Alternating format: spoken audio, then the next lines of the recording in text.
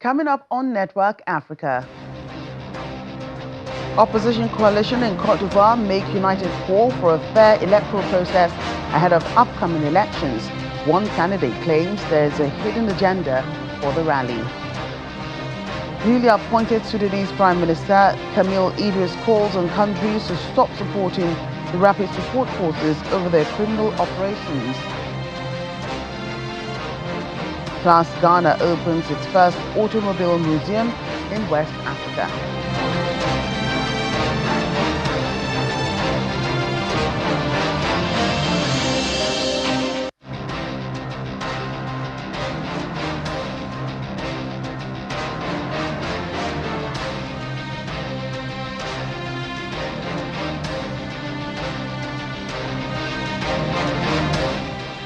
Hello, everyone. Thanks for joining us on the program. I'm Joker Rogers. Let's begin with a review of major stories and headlines on the continent over the weekend. On Saturday, supporters of Ivory Coast opposition parties gathered in Abidjan with a unified call for a fair electoral process ahead of the upcoming presidential election. The CAPC opposition coalition, made up of 24 political parties, including the Democratic Party of Cote d'Ivoire, protested the state's decision to exclude 4 candidates from the presidential race. Former First Lady Simone Gbagbo urged President Alassane Ouattara to draft an amnesty law that would reverse the exclusion of certain presidential candidates. In the Democratic Republic of Congo, Permanent Secretary of the M23, Dilion Kimbulumpu, called on the international community to support a diplomatic solution to the country's long-standing conflict. Speaking during a political conference in Goma, Kimbulumpu appealed to the international community to adopt a balanced stance in the light of peace talks in Qatar. Meanwhile, M23 representatives dismissed what they called false reports, including claims about civilian casualties. The United Nations, however, reports that several thousands of residents have been killed in the ongoing conflict. In Mozambique, the United Arab Emirates continues to expand its economic influence as Africa's top investor. During a recent visit to Maputo, DP World Maputo CEO Sumit Badwaj hailed the port's expansion and highlighted the UAE's growing investment across the country. DP World is present in Mozambique since 2008. But the pace which we are picking up now, I mean, especially in terms of investment, especially in finding the new capabilities for our businesses and also to support other businesses in Mozambique, is very lucrative, and this has happened ever since DP World has adopted the strategy of becoming an end-to-end service provider rather than being just a ports and terminal operator.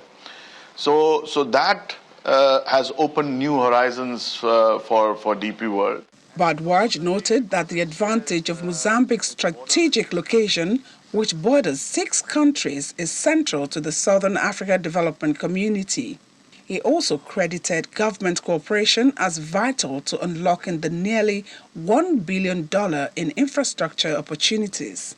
You know, Mozambique, because it shares its border with 6 countries and it is very strategically located within the SADC region as well, the development, what we foresee within our footprint is very promising. And we want to develop our business in Mozambique, not just for the ports and terminal, that's one part only.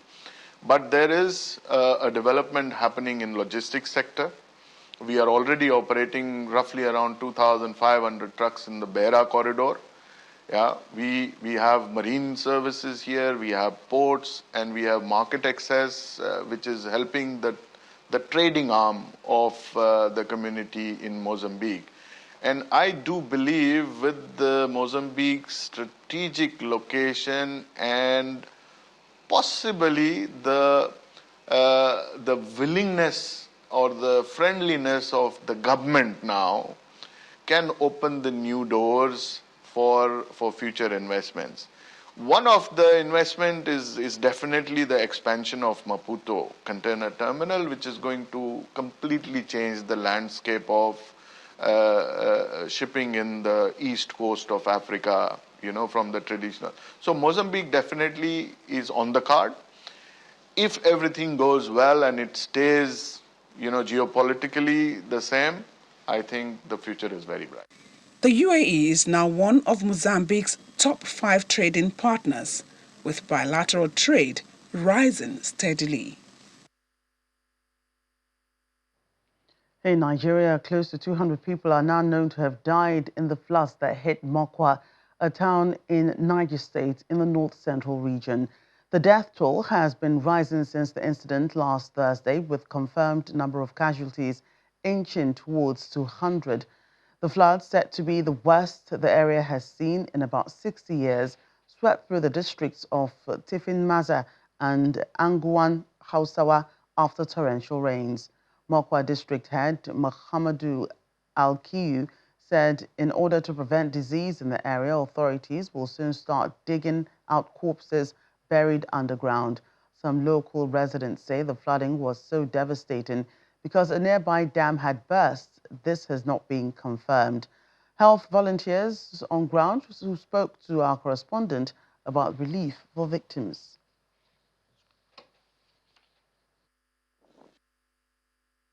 For those that their houses were affected. The little I know about is the local government chairman created a temporary camp, which the victim, they feel that it's not conducive for them.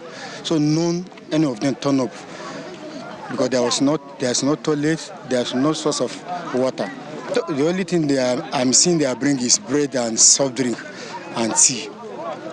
And it's provided from individuals. If they will be given that privilege, at least they should go and look for a place and build houses for that, at least no matter how small it is. That's your point. Yes, sir. Thank you. You're welcome, sir. For a workshop. So, in fact, we couldn't start in time. When we came back yesterday, they informed us we should start giving treatment because most of the victims are serious injured.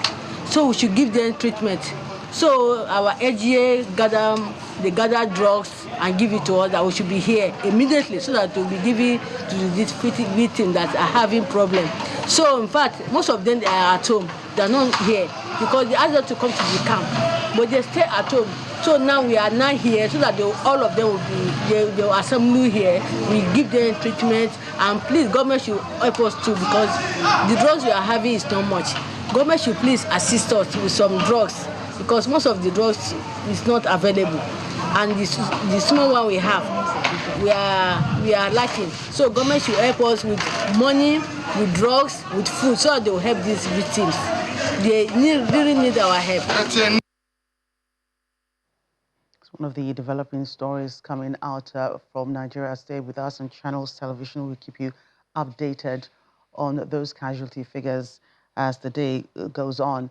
But as we reported earlier, a coalition of political parties in Côte d'Ivoire have held a rally calling for a fair electoral process ahead of the upcoming election in October. The coalition, now known as the CAPC, is made up of 24 parties, including the Democratic Party, which had voiced opposition to the state's decision to exclude 4 political candidates from the presidential race. They are demanding the reinstatement of opposition candidates. Analysts say the country faces a real risk of pre- and post-election crisis if these grievances are not addressed. Opposition leaders denounced President Alassane Ouattara's potential candidacy, as well as the exclusion of several political figures from the electoral list, including banker Tijani Thiam, former chief executive officer of Swiss bank Credit Suisse.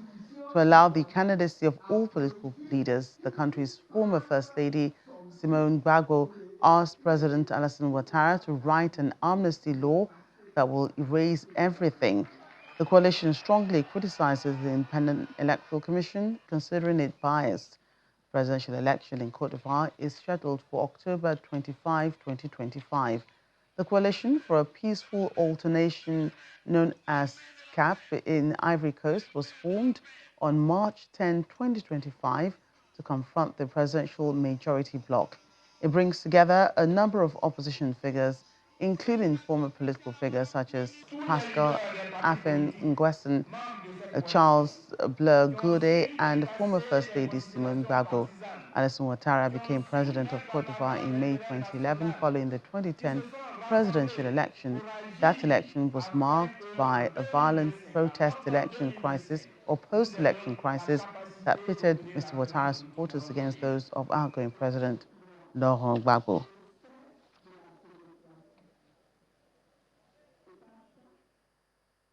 Let's bring in Ivorian presidential candidate in the upcoming elections, Dr. Usman Kamara. Dr. Kamara, thanks for joining us on the program today. Good afternoon, ma'am. How are you doing? I'm great.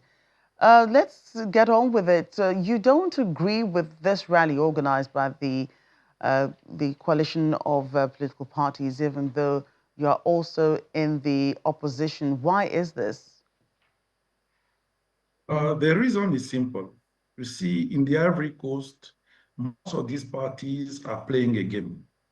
They are trying to play the victims today. They are trying to look innocent. And they tend to make people forget that whatever we are living today is the result of their own governance and their own accomplices with the actual running government, especially the Democratic Party. Whatever we are going through now, all the difficulties that we are seeing in the electoral process has been, the seed has been put in the soil along with the Democratic Party and Alassane Ouattara. Until 2018, they both agreed on everything to withdraw any kind of right to any other opposition but them until they split. And now they join the opposition and they are complaining about the same thing that we've been complaining about since 2011. So this is why we don't want to join these hypocrisies. It's not normal that people that we were fighting before on the same base and requirement that we had for having a transparent election, now we cannot accept that those people come and become now the leader going against the same thing that we are reproaching them when they were together. It doesn't make sense. Right. So is there none of those politicians that you trust that, you can actually push this agenda together? I don't think we can trust any of them. I'll take the three main figures, which is Tidjane Chan, who is from the Democratic Party, Madame Simone Gbagbo, who has her own party now, and Mr. Bleu Goudé. For instance, one of the main reproach that they have to the government has to do with the electoral list, the voters list. But we remember that in 2010, the voter list counted around 5,600,000 people. And today, the voter list counts around 8,500,000 people. It's not final yet. But we had a progress of less than 3 million. But these same people today are approaching about 6 million people on the list to be fake voters. But these people, all of them agreed to run in 2010 on that same list. So if you withdraw 3 million out of the 6 million they are approaching now, it means that these people agreed in 2010 to run with only 2,000 and 600,000 voters, if we have to consider the 3 million as fake voters. So they agreed on something that was fake. It worked for them. Until now, they are standing in the reality of it. We are from the civil society. I'm running this year as a candidate, but all this time I was from the civil society, and we've been fighting for this thing to be resolved. But these people kept defending it. And today, at the last minute, they cannot put this in question. We have to deal with it. Right. If there's no trust even in the electoral system, then what happens to your participation in the elections in October? You see, we know one thing. After the many elections that we've been seeing so far, I've participated myself into two contests for parliament, two for municipal, and one of the municipal we won. And the first municipal we actually won, but the presidential party cheated. But in every process since 2011, the presidential camp has been cheating, and we know the way they cheat. But the opposition party, the main people in the opposition party today who say that they are the big heads, they've been cheating too. They were part of the process. And so they know how they cheat among themselves. Now they have a new problem. They have newcomers like me and other people who are strongly experienced, other candidates coming from outside, and they are fearing our rise because this opposition has lost a lot of ground. And that ground is there to be taken by people like me, like Vincent Toby Irie, and other people who are now coming up. So they are playing a game now to cancel our voice. Today, the people who are canceling our voice are this so-called opposition and not even the presidential candidate can. So for us, if we get together, we unite our forces and experiences in the control of the election, we can downplay the cheating process that the presidential camp wants to put in place. I think we have a chance to turn the table around during this particular election, ousting both the former opposition and the presidential camp. It is possible. Right. We must thank you for your time on the program today. Usman Kamara, one of the presidential candidates in the upcoming elections in Cote d'Ivoire later on this year. Thank you very much. Still ahead on the program. Ghanaians get their first face-to-face glimpse of some luxury vintage cars in Accra. Stay with us for details.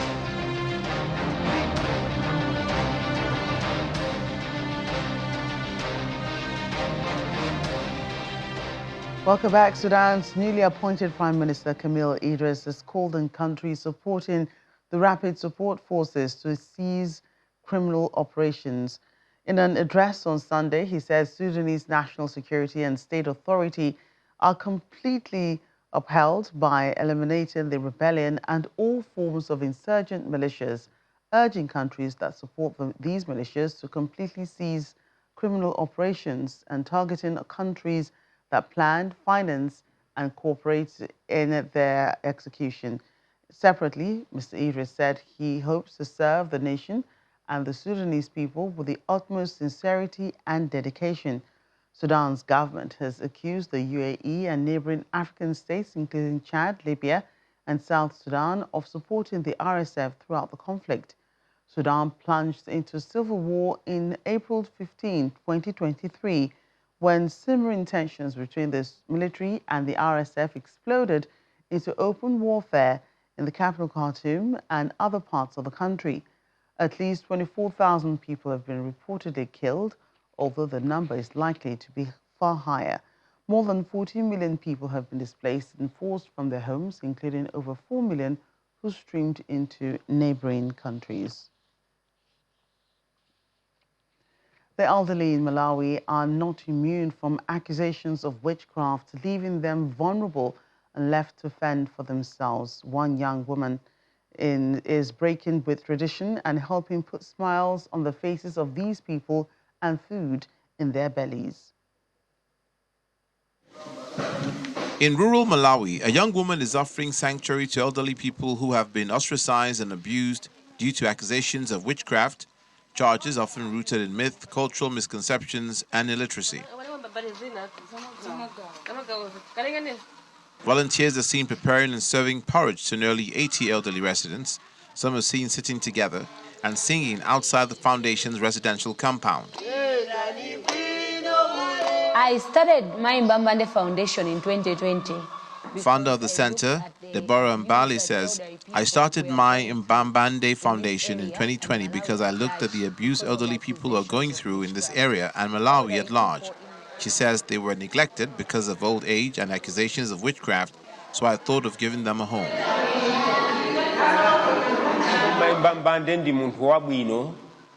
Alan Kwenda, one of the elderly residents, speaks of Mbambande's kindness, saying she's not cared what people have said about them. Reports suggest that elderly Malawians frequently face neglect and violence after being accused of witchcraft, with some being denied food by their own families or subjected to mob justice. While Malawian law criminalizes witchcraft accusations, enforcement remains rare. According to the World Bank, 74% of Malawians associate witchcraft with misfortunes such as illness, poverty, and untimely death.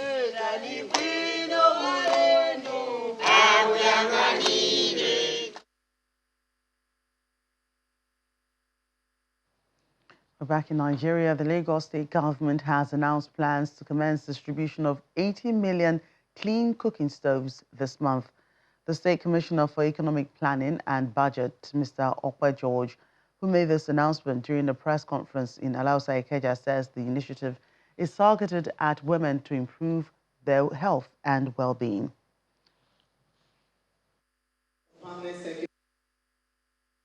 Following the kickoff of our landmark initiative between Lagos State government through the Ministry of Economic Planning and Budget and our proposed partners, Green Africa.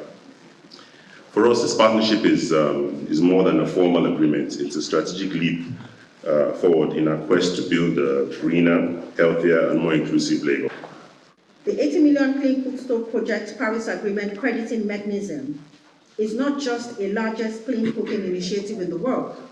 It is a bold economic, social, and environmental blueprint that will deploy 80 million highly efficient clean cook stoves across Nigeria. It will generate 1.2 billion tons of compliance carbon credits, create over 35 million green jobs, establish a forex-denominated sovereign green endowment fund for sustainable development. It will improve the health and well-being of millions, especially women and children. This project is rooted in Nigeria's pioneering work under the CDM 2711, a UNFCCC registered clean cook stove initiative that demonstrated improved cooking technologies, economic and climate benefits.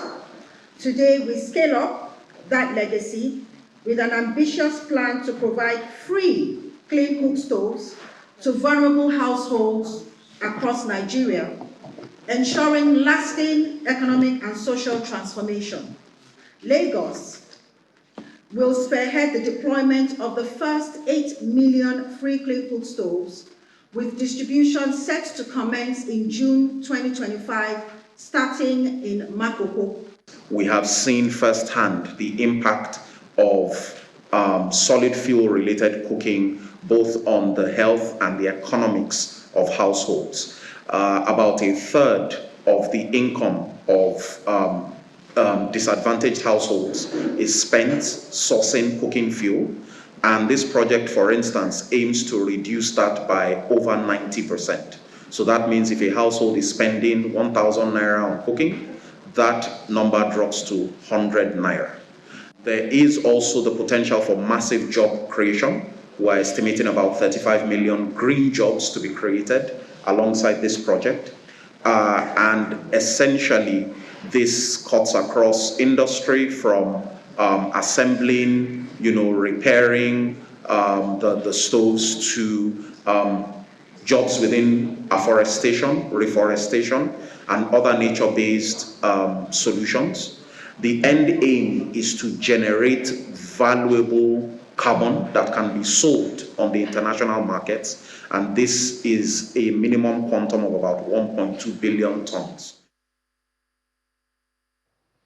Finally, on the program, history was made in Ghana on Sunday as it opened the first Automobile Museum in the capital, Accra.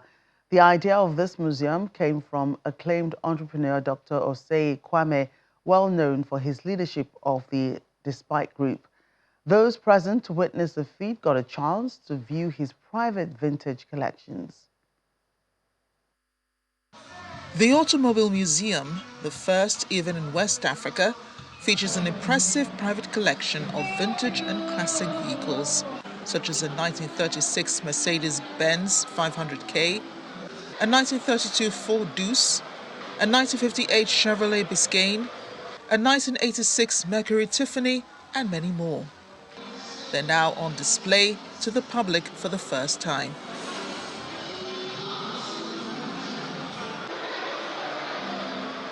Invited guests to the event include Ghana's traditional monarch, Asantene Otumfuo Osei Tutu II, celebrities and other special guests of honor.